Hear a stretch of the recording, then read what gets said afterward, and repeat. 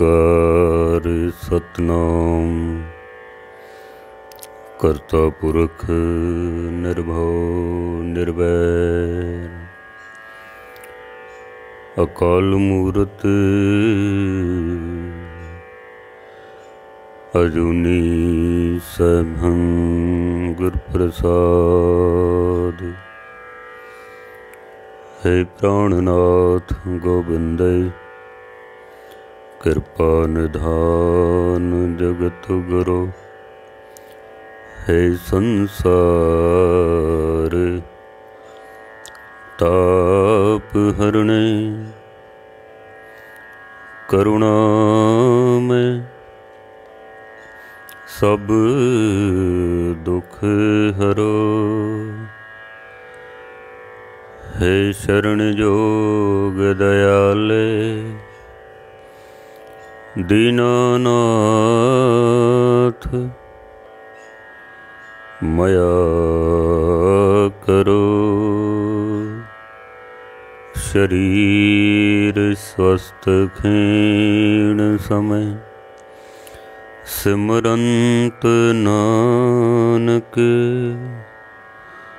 राम दामोदर माधवे।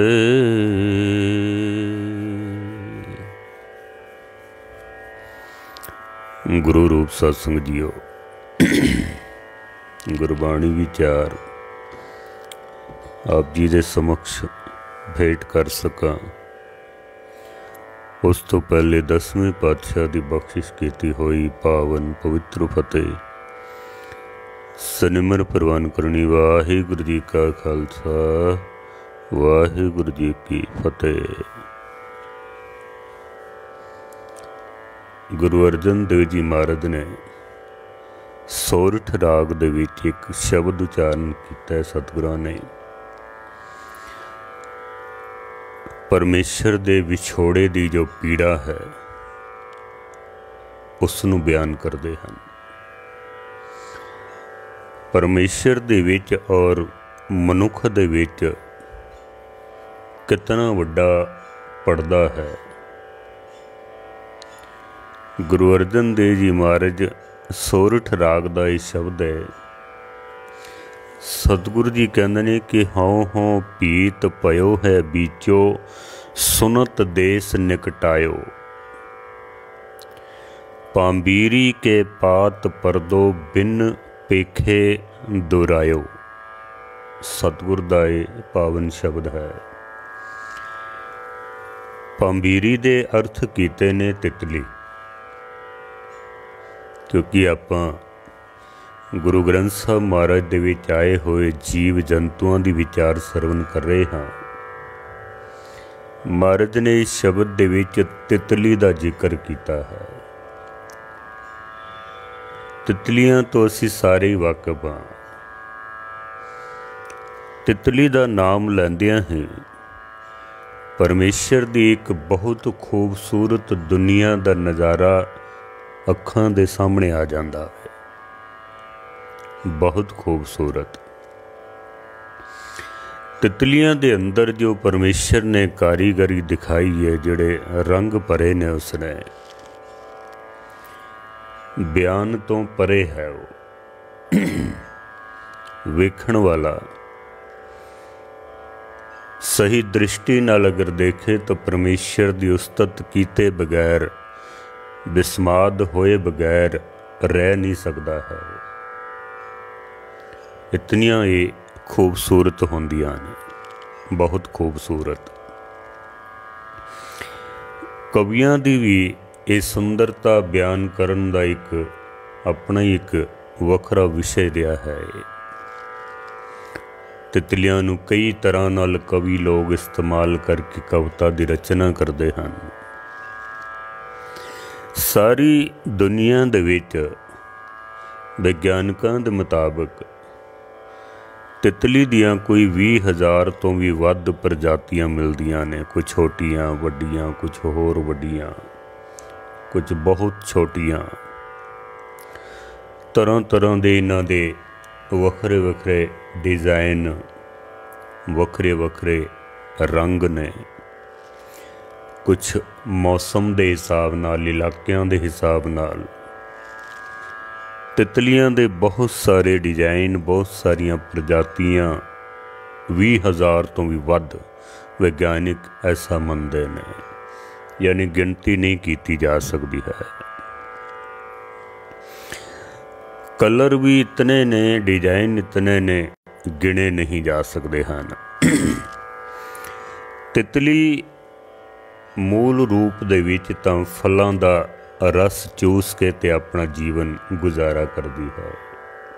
इहदा भोजन फलों का, फुलों का रस है। प्रकृति दे विच वाधा करन वास्ते भी तितली का बहुत वड्डा रोल है। तितली क्योंकि एक दरखत के फुलों के उत्ते जब तितली बैठती है, उहदे पैरों के नाल पराग कण चमुट जाते हैं, फिर वो दूसरे फुल ते जाके बैठती है, उत्थे उन्हां पराग कणां नूं छोड़ देंदी है, उत्थों कोई होर लैके दूसरी जगह छोड़ देंदी है। इस तरह कुदरत एक दूजे फुल्लां दे मिलाप, कणां दे मिलाप दे नाल कुदरत दे विच वाधा हुंदा है। यही समझ लो कि तितली परमेश्वर दा काम करदी है। कुदरत नूं वधाण दे विच बहुत वड्डा सहयोग है। फिर इस तितली दा जिहड़ा इसदा जन्म प्रोसीजर है ना, वो बड़ा ही रोचक है, बहुत ही रोचक। कई स्टेजां तो इस तितली नूं निकलना पैंदा है, फिर जाके तितली बन पाती है। यदि जीवन यात्रा जिहड़ी है बड़ी अजीबो गरीब है, बड़ी लंबी है, लेकिन जीवन बड़ा छोटा है।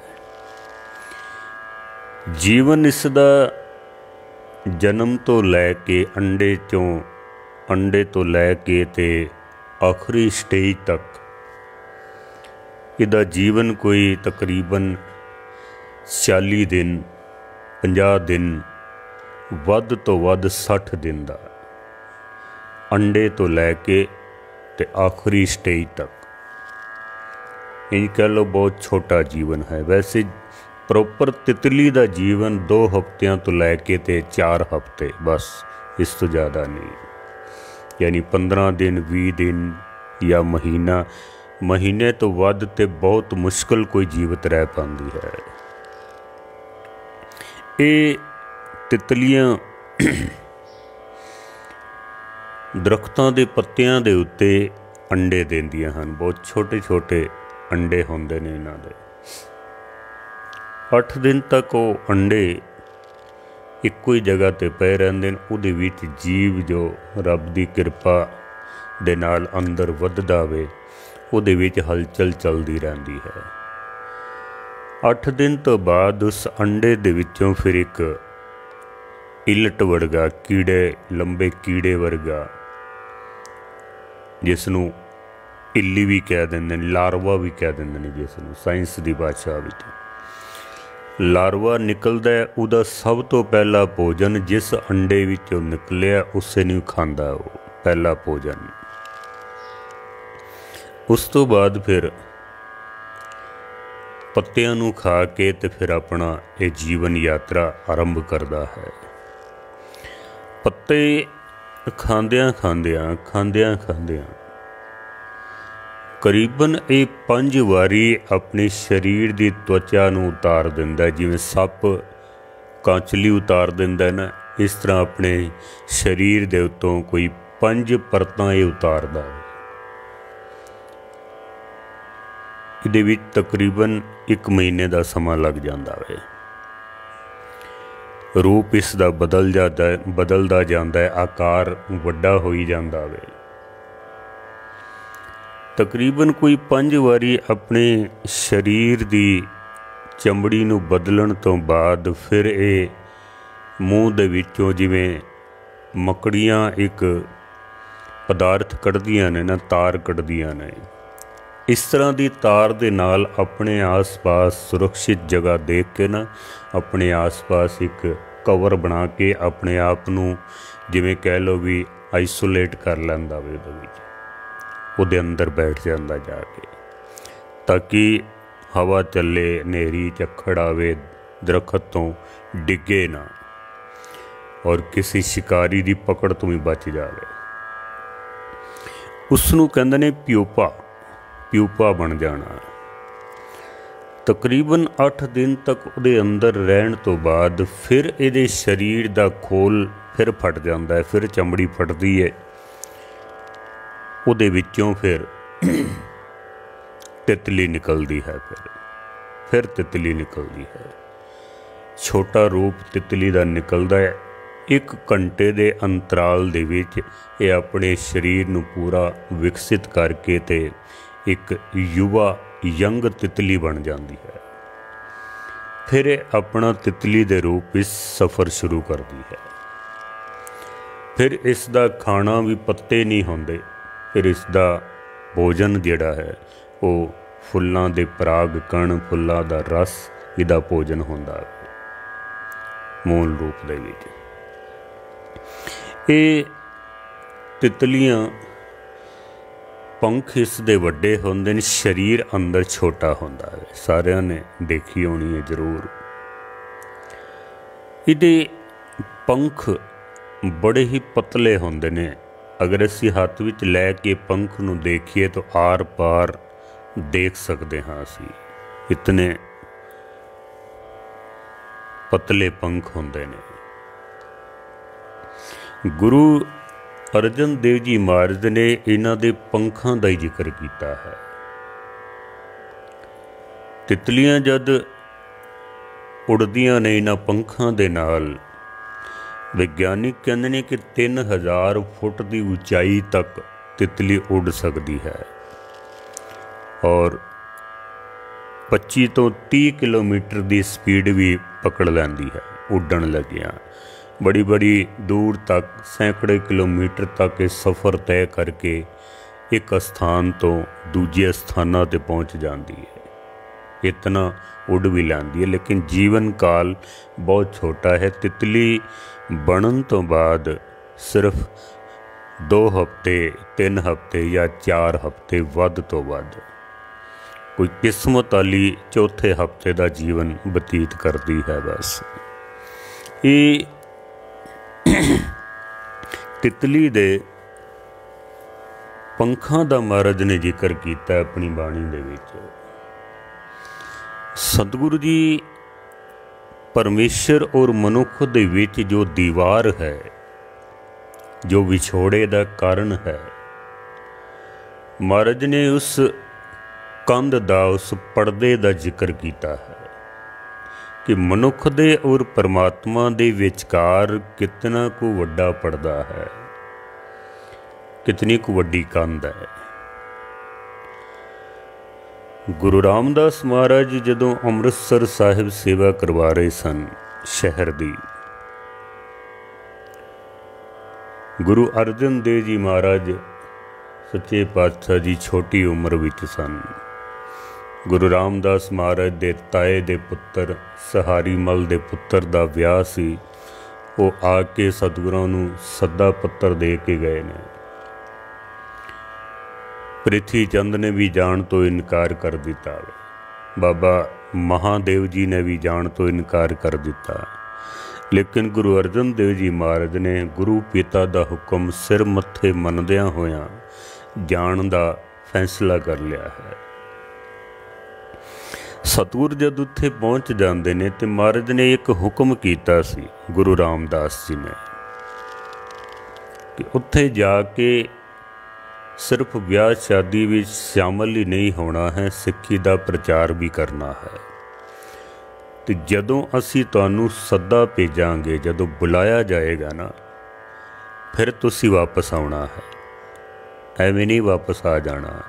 ਜਦੋਂ ਸਾਡਾ ਹੁਕਮ ਪਹੁੰਚੇਗਾ ਫਿਰ ਤੁਸੀਂ ਵਾਪਸ ਆਉਣਾ ਹੈ। ਕਿਉਂਕਿ ਸਤਿਗੁਰੂ ਜੀ ਕਸਵੱਟੀ ਦੇ ਉੱਤੇ ਲਾ ਕੇ ਪਰਖ ਰਹੇ ਸਨ। ਇਹ ਕੇਵਲ ਵਿਆਹ 'ਤੇ ਜਾਣਾ ਹੀ ਨਹੀਂ ਸੀ, ਇਹ ਬੜੀ ਲੰਬੀ ਦੂਰ ਦ੍ਰਿਸ਼ਟੀ ਦੇ ਨਾਲ ਇੱਕ ਵੱਡੀ ਤਿਆਰੀ ਚੱਲਦੀ ਪਈ ਹੈ।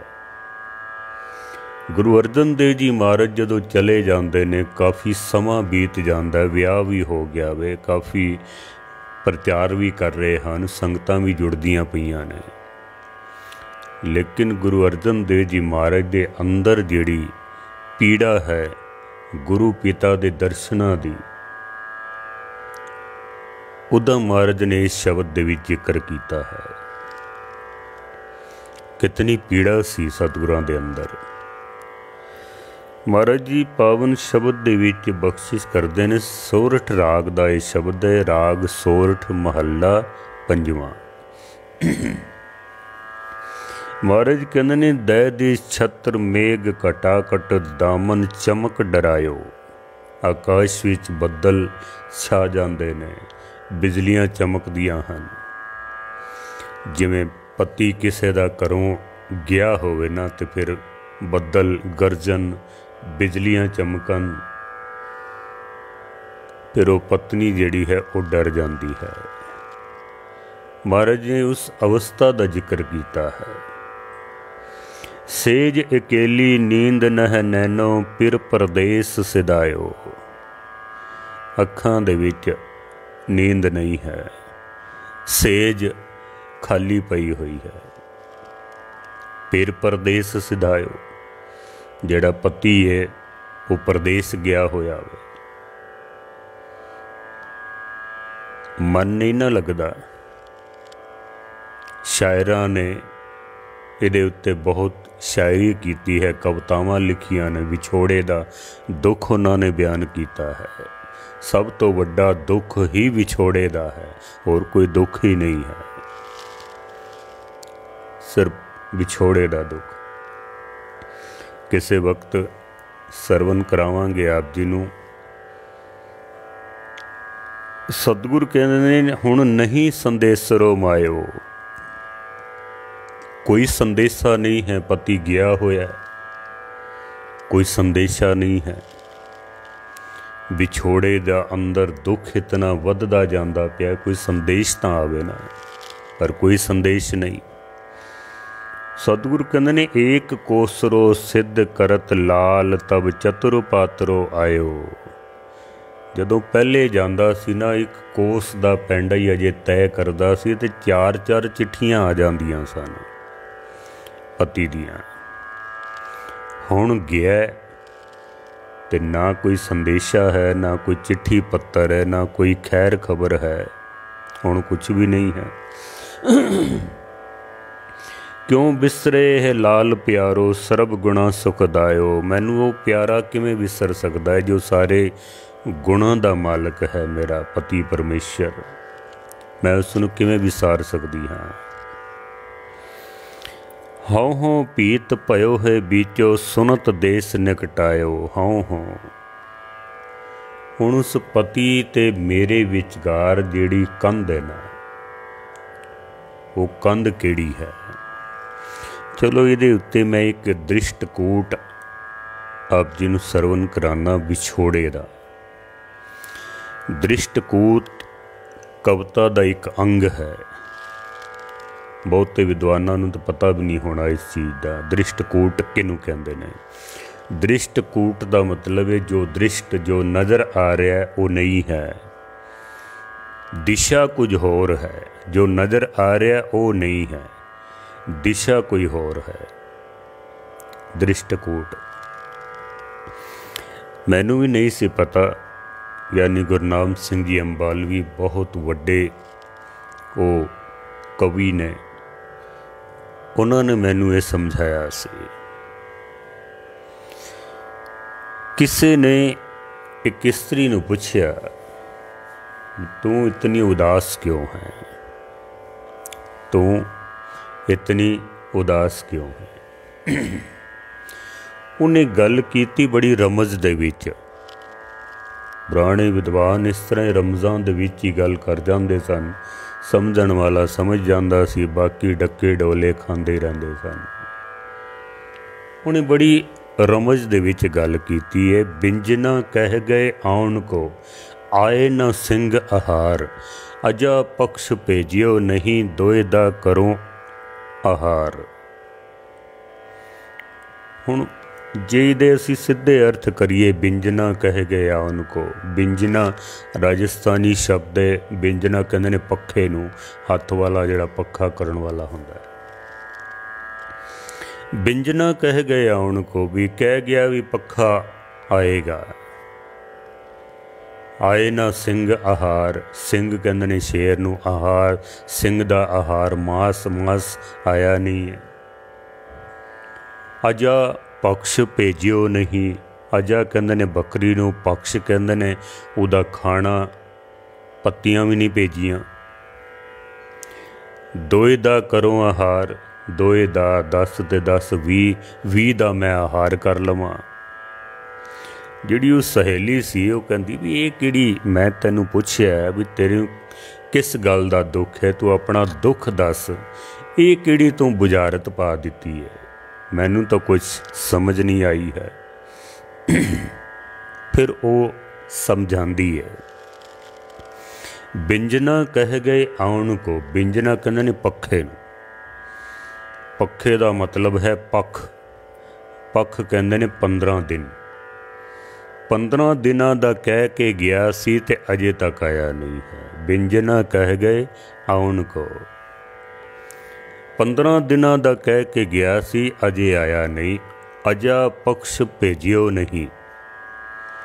बकरी दा खाना है पत्ती, ते पत्तियां जो उन्हें भेजिया नहीं। तो उन्हें पूछ लिया भी ये किदा की मतलब है। अजा पक्ष, बकरी दा खाना पत्ती, पत्ती तो पाती, पातियां होंदियां ना, पत्तियां, पाती, पाती दा मतलब है पत्तर। 15 दिन दा कह के गया सी अजे आया नहीं है। आए ना सिंह आहार, सिंह कहते ने शेर नूं, शेर दा आहार है मास। मास दा मतलब है महीना। 15 दिन दा कह के गया सी ते महीना हो गया अजे आया नहीं है। अजा पक्ष भेजियो नहीं। बकरी दा खाना है पत्ती, पत्ती दा मतलब है पाती, पाती दा मतलब है पत्तर। 15 दिन दा कह के गया सी, महीना हो गया, कोई पत्तर भी नहीं भेजिया, कोई चिट्ठी भी नहीं भेजी है। दोए दा करूँ आहार, दोए दाह 10 ते 10 2 10 10 ते 10 दोए दाह करूँ आहार 10 ते 10 20 20 दा मतलब है विहू, विहू दा मतलब है जहर। इतना समा हो गया उसनूं, 15 दिन दा कह के गया सी, महीना हो गया आया नहीं, पत्तर भी कोई ना सु भेजिया। ते मेरा दिल करदा भी हुण मैं जहर गा के ते अपनी जीवन लीला समाप्त कर लवां। मैं विछोड़े दा इतना दुख है। परमात्मा दे विछोड़े दा सतगुरु जी इत्थे जिक्र करते हैं कि हाउ हाउ भीत भयो है बीचो, सुनत देस निकटायो। मैं सुनिया सी कि वो परमेश्वर पति नेड़े ही रहिंदा वे, पर परमेश्वर दे ते मेरे विचकार अहंकार दी एक कंध बनी हुई, हंकार दी कंध अंदर। मैं सुनिया तो है कि वो बड़ा निकट है, वो मेरे शरीर दे रोम रोम दे विच मौजूद है। हर कट विच है, कट कट में हर जू बसे, संतन कहो पुकार। हर जीव दे विच परमात्मा मौजूद है। कोई ऐसी जगह नहीं जिथे परमात्मा नहीं है। परमात्मा तो बिना तो कुछ हो ही नहीं सकता है। महाराज दी बाणी कहती है कि सगल बनस्पत में बैसंतर, सगल दूध में किया, ऊंच नीच मह जोत समानी, कट कट माधो जिया। हर एक दे विच परमात्मा वसदा पिया वे। संतों कट कट रह समायो, पूर्ण पूर रहियो सरब मह, जल थल रमैया आहियो। वो तो जल दे विच, थल दे विच, आकाश दे विच ऐसी कोई जगह नहीं है कि जिथे परमात्मा ना होवे। रोम रोम दे विच परमात्मा है। हर जर्रे दे विच उस परमात्मा आनंद मिले। गुरु नानक सच्चे पातशाह जी कहते ने, मेरे साहिबा तेरे चोज विडाणा, जल थल महीयल भरपूर लीना आपे सर्ब समाना। हे परमात्मा तू तो हर जगह ते मौजूद है। जै जै देखा तह जोत तुम्हारी, तेरा रूप किनेहा इकत रूप फिरे परछन्ना कोई न किसी ही जेहा। हर जगह ते तेरा रूप मौजूद है। कोई ऐसी जगह ही नहीं है जिथे परमात्मा ना होवे। जे हर जगह ते मौजूद है तो फिर दिखाई क्यों नहीं देता है? जे है तो फिर दिखाई क्यों नहीं देता? बड़ियां सुंदर पंक्तियां ने एक विद्वान दियां, कहंदे हर जर्रे में उसका ही नूर है, तुझे दिखाई ना दे तो किसका कसूर है। हर जर्रे दे विच कण कण दे विच खुदा मौजूद है, पर तुझे दिखाई ना दे तो किसका कसूर है। जे तैनू नज़र नहीं आंदा है ना तो कसूर किदा है, एक बारी परख करके देख लवी तू। कसूर साडा ही है जो दिखाई नहीं देता। परमात्मा दा कोई कसूर नहीं है। गुरु अर्जन देव जी महाराज जी कहते ने, है कोई साजन पर्दा तोरा, कोई ऐसा पर्दा है जो परमात्मा नू छुपा सके? ऐसा कोई पर्दा नहीं है। लेकिन कुछ पर्दे ऐसे हैं जिदे करके छुप जाता है। परमात्मा दे उत्ते पर्दा नहीं है, पर्दा साडे उत्ते है। नानक से अखड़ियां बियन जिनी डिसंदो मां पीरी। वो अखां कोई होर ने जिहड़ी उस परमात्मा नू वेख सकन, ये अखां नहीं हन। परमात्मा दे विच ते साडे विचकार अगर कोई पर्दा है तो वो अहंकार दा पर्दा है। मैं हाँ जब हम होते तब तू नाही, अब तू ही मैं नाही। मैं होना तो परमात्मा तू नहीं होंदा, जे तू होना तो फिर मैं नहीं होंदा। ये पर्दा है विच, सिर्फ मैं दा पर्दा। दूसरा पर्दा है अज्ञानता दा पर्दा।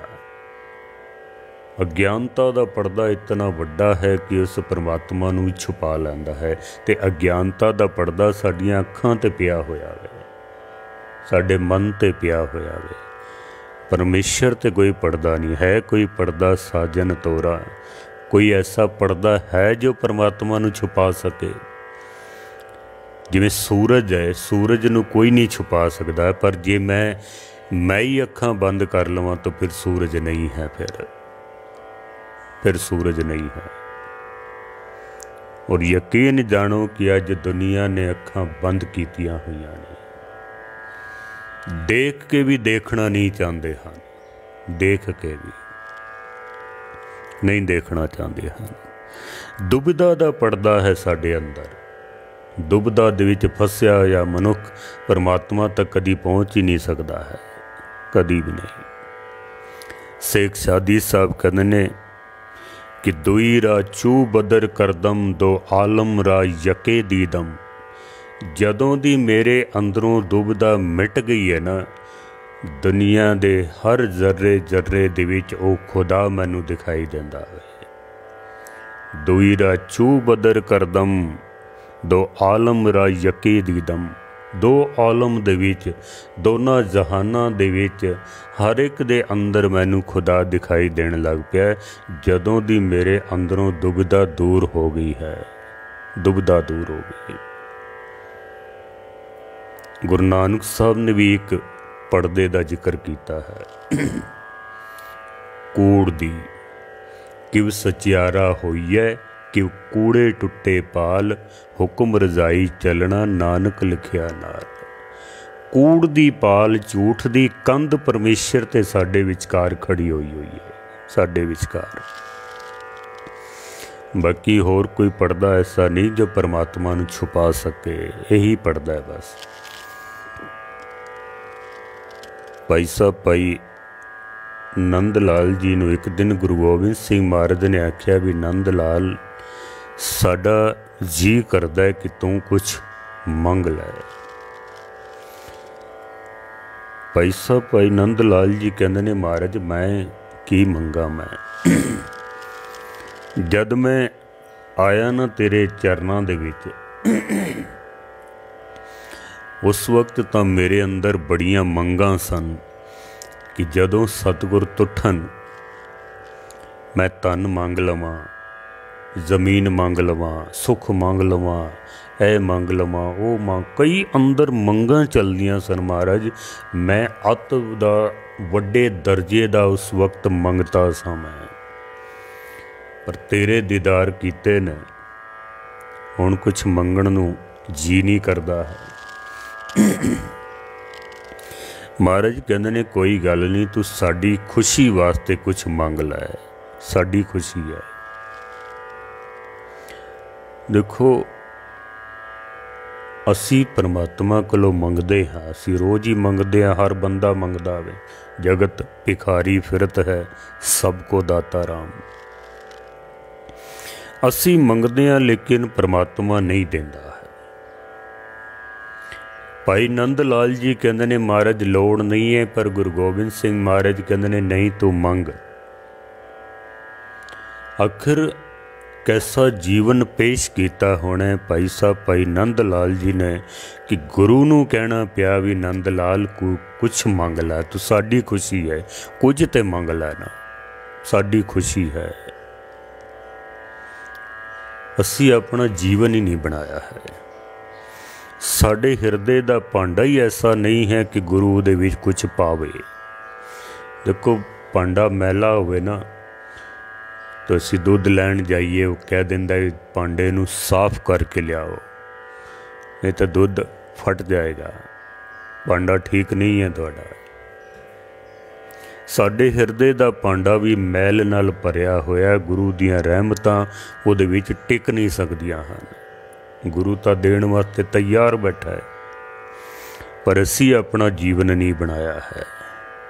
खुद ही को कर बुलंद इतना कि हर दुआ से पहले खुदा खुद तुझसे पूछे कि बोल बंदे तेरी रज़ा क्या है। तो अपना जीवन ऐसा बना कि रब तैनू पूछे भी बोल बंदिया तेरी रज़ा की है, तैनू की चाहिदा है। तो अपना जीवन तो बनाना। महाराज ने आख्या नहीं नंद लाल कुछ तो मंग लै। भाई साहब हथ जोड़ते ने, भाई साहब भाई नंद लाल जी कहते ने महाराज जे तुसी कृपा करनी लगे हो तो कुछ मंगा है न मेरिया अजे भी।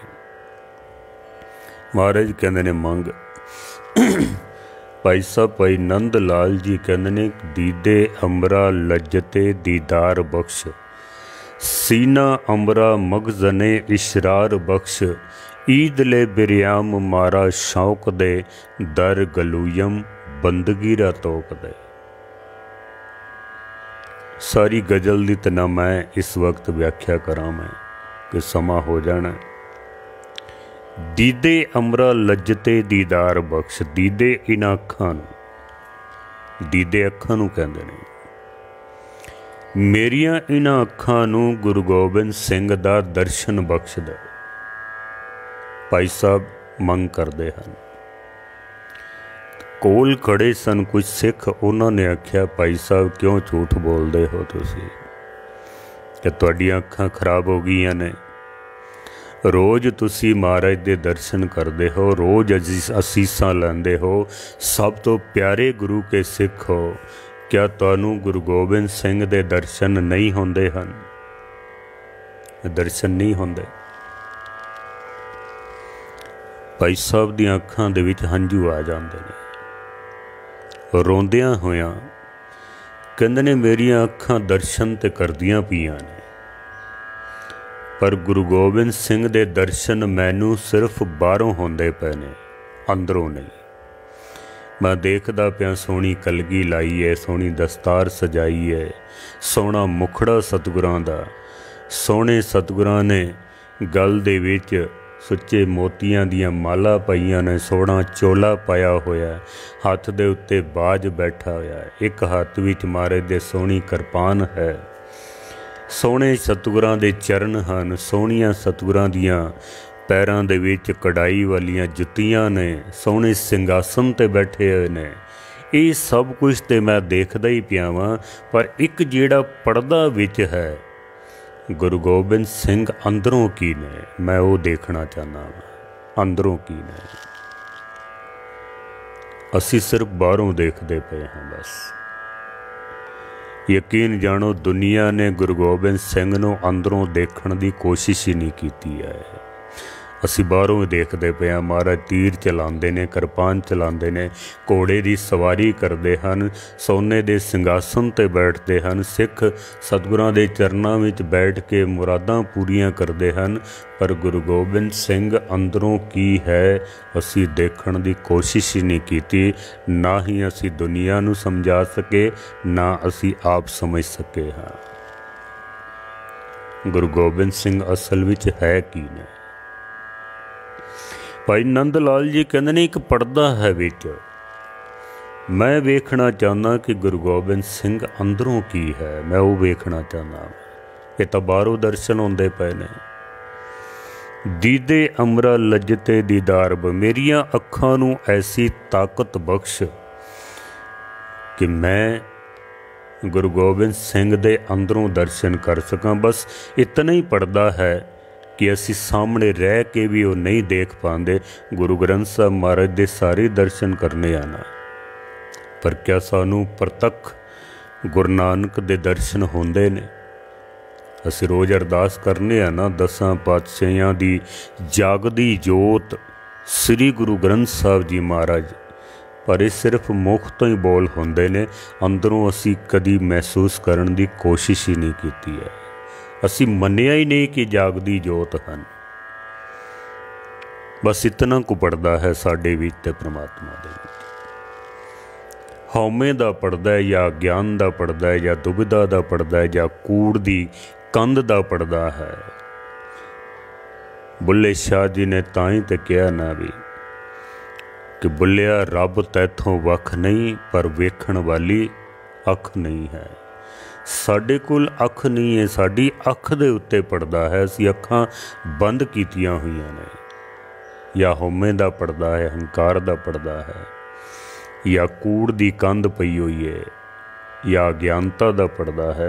महाराज ने इसी चीज़ का जिक्र किया है कि पड़दा है, परमेश्वर अंदर वसिया होया रोम रोम दे विच है, लेकिन कितना को वड्डा पड़दा है। बस तितली दे खंभ जितना अंदर पड़दा है। बस जे किधरे वो टुट जाए ना, तो मेरा पति तो मेरे कोल ही है, वो किधरे गया थोड़ी है। वो हों पीत पयो है बीचो, सुनत देश निकटायो, पांबीरी के पात परदो, बिन पेखे दुरायो। बिना पेखे ता, बिना वेखे ता वो परमात्मा दूर ही है ना। जे वेख्या नहीं तो दूर है। कोई वस्तु साड़ी जेब दे विच पई होवे, इसकी अगर वेखी नहीं तो वो बड़ी दूर है। वो उंज परमात्मा रोम रोम दे विच मौजूद है, पर इको ही पड़दा ही है जो परमात्मा दे ते साडे विचकार विच है। महाराज कहंदे ने पयो किरपाल सरब को ठाकुर, सगरो दुख मिटायो, कहो नानक हौमे पीत गुरु खोई, तो दयाल बीठलो पायो। गुरु ने जद कृपा की है, अरदास करिए सच्चे पातशाह आप ही कृपा करके हंकार दी कंध जो तितली दे खंभ दे बराबर है, बहुत पतली है, पर इन तोड़ना साढ़े वास्ते मुश्किल है। आप अगर कृपा करो तो सानू तुहाडे दीदार हो सकते हैं। मारे सच्चे पातशाह जी बख्शिश करन। हों वारी वंजा कोली वंजा, तू पर्बत मेरा ओला राम, हों बल जाई लख लख लख बरिया, जिन भ्रम परदा खोला राम। भरम दा पड़दा, कूड़ दी कंध, होमे दी कंध, गुरु मेहर करे तां टुट जावे। गुरु दा लख लख शुकराना करिए, अरदास करिए सच्चे पातशाह साडे ते भी किरपा करो, असी भी इस कंध नूं तोड़ के ते तुहाडे दर्शन कर सकीए। किव सचियारा होई है कि कूड़े टुटे पाल, हुक्म रजाई चलना नानक लिखिया नाल। गुरु दे हुक्म दे विच चलना, गुरु दी रजा दे विच चलना, तां ही इस कंध नूं तोड़िया जा सकता है। सतगुर जी मेहर करन, भुल्लां चुक्कां दी माफ़ी बख्शण। ये जिहड़ा जीवन है, इसे जीवन दे विच इस कंध नूं तोड़ के असी दर्शनां तक पहुँच सकीए, ऐसी दात गुरु साडी झोली विच पावे। रोज़ाना आप 5:15 तो 6 कथा विचार सरवण कर रहे हो। गुरु ग्रंथ साहब महाराज दे विच आए हुए जीव जंतुओं के विचार, कल भी एक नवी विचार फिर आप जी के सन्मुख रखांगे। यूट्यूब चैनल कथा सागर, फेसबुक पेज कथा सागर, आप उसनू सबसक्राइब करो, फॉलो करो। अरदास करिए दुनिया दे विच जो महामारी फैली हुई है, जो दुनिया ते इतना बुरा वक्त आया है, इस शमशान घाट दे विच भी जगह नहीं लभदी पई है। सतगुरु मेहर करन, सारियां ते किरपा करन, अपने सेवकां नू सेवा करन दा बल बख्शिश करन। भुल्लां चुक्कां दी क्षमा। वाहिगुरू जी का खालसा, वाहिगुरू जी की फतेह।